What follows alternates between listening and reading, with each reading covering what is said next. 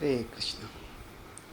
Protesting that the mind is wandering is progress over wandering with the mind. Sometimes when we try to practice spiritual life and strive to meditate, to fix our mind on Krishna, on say the sound of his holy names, at that time the mind starts wandering here and there, and we may get frustrated. Oh, I'm not able to concentrate. What is the use of such chanting when I'm not able to concentrate?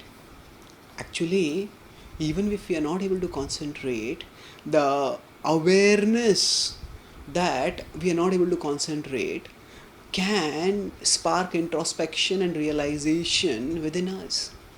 Most people, we all go through phases when we are not able to concentrate, but when we see such phases in the light of the wisdom of the Bhagavad Gita, then we can understand that within us is something which prevents us from concentrating.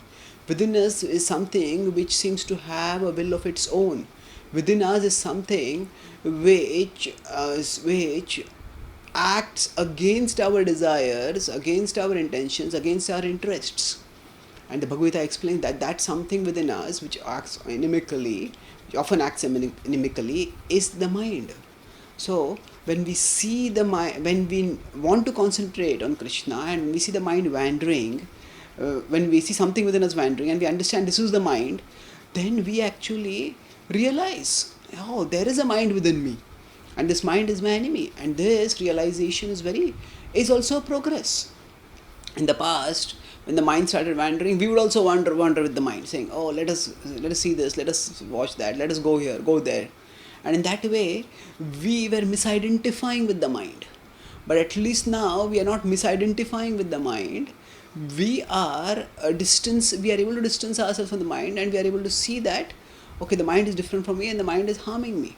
Yato nischalati manaschanchalam asthiram tastato niyam yaitad atmanyeva vasham nayet. So Krishna says, wherever and whenever the mind wanders, bring it back under the control of the self. And bring it back under the control of the self, Krishna says. So how can we bring it back under the control of the self? That requires practice, that requires determination, and that requires ultimately devotion to Krishna and his mercy which comes from that devotion. So that is all fine. But the important thing is, we shouldn't think that just because we are trying to chant and we are not able to concentrate, we are not progressing. No, but just in the process of chanting, if we are normally gross bodily conscious. We at least become mind conscious. We understand there is a mind within me which is disturbing me. And then from there we can move onwards towards realizing that beyond the mind there is the soul proper, which is the source of consciousness. And thus, objecting to the wandering of the mind is also progress, because we have realized our difference from the mind, and we have realized that the mind's interests are different from ours. And in that way, we have progressed towards inner self-realization by identifying a major enemy within us. Thank you. Hare Krishna.